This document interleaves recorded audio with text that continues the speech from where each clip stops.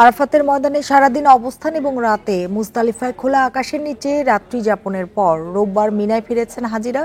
ভোর থেকে বড় জামারাতে প্রতীকী শয়তানের 3টি স্তম্ভ লক্ষ্য করে পাথর নিক্ষেপ করছেন তারা। জোহরের নামাজের পর দেবেন পশু কোরবানি। এর মধ্য দিয়ে শেষ হবে হজের মূল আনুষ্ঠানিকতা। এখন জন্ম সনদ দিয়ে খোলো বিকাশ স্টুডেন্ট অ্যাকাউন্ট। নিজের বিকাশ নিজে কর। পরে দুদিন কাবা শরীফ তাওয়াফ করবেন হাজিরা।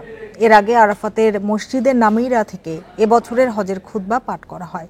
খুতবা শোনার পর জোহর ও আসরের নামাজ একই সঙ্গে সংক্ষিপ্তভাবে আদায় করেন হাজিরা। এরপর মুজদালিফায় আবারও এক আজানে মাগরিব ও এশার নামাজ আদায় করেন তারা। এবছর বিশ্বের 180টি দেশ থেকে প্রায় 20 লাখ হাজি হজ পালন করছেন।